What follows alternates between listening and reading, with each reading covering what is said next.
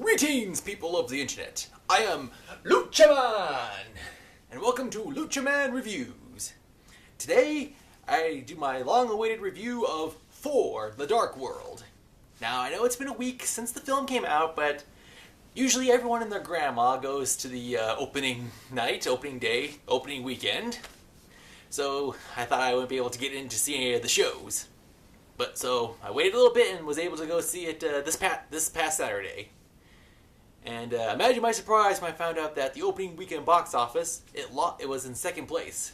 It was behind MTV Presents Bad Grandpa. Yeah, so Thor, God of Thunder, lost to Johnny Knoxville dressed up as an old man. Ugh. Let that sink in for a second. Okay. Anyway, on to the review.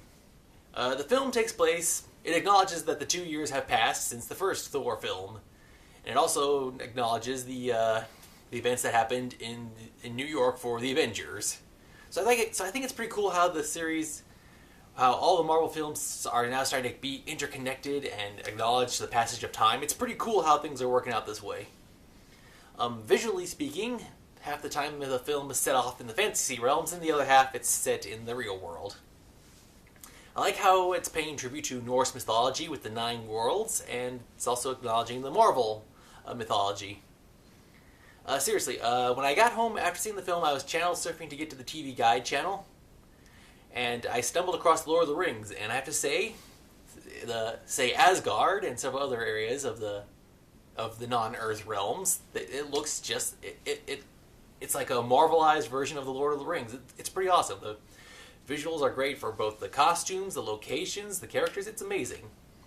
For this film, Thor has to fight off a group called the Dark Elves, whose intent is to plunge the universe and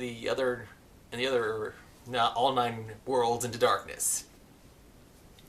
And all the minions that worked for the head Dark Elf, it was a combination of stormtroopers and Shy Guys and, I guess, elves. It was pretty awesome. Now, since this film has been out for a week, everyone has seen the special post-credits stuff already, and there's already all the mythos from Marvel being explained what's going on, so it'll be pretty cool to see how these other films build up to that main pinnacle event. I won't say what it is because there's, like me, some people haven't seen Thor yet, so do not search for any of the Thor post-credits yet if you haven't seen the film. But if you are a Marvel buff, if you're good with the comics, then you'll have a pretty good idea what's going on.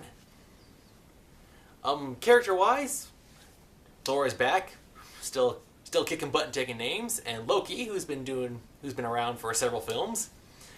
It's pretty great. Mr.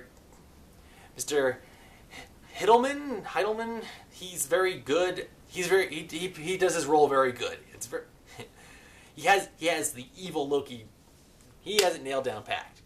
And it's funny how he was seen at the end of Captain America. It's funny now because Captain America was seen in part in this film. Yeah, so not only are we seeing characters from films crossing over into other characters' films, it's pretty great. And yes, Stan the Man Lee is in this film also. Rumor is that he's opted out for the guest appearance in X-Men Days of Future Past, so it's a rumor. I don't know whether it's confirmed yet or not, so just keep an eye out for that.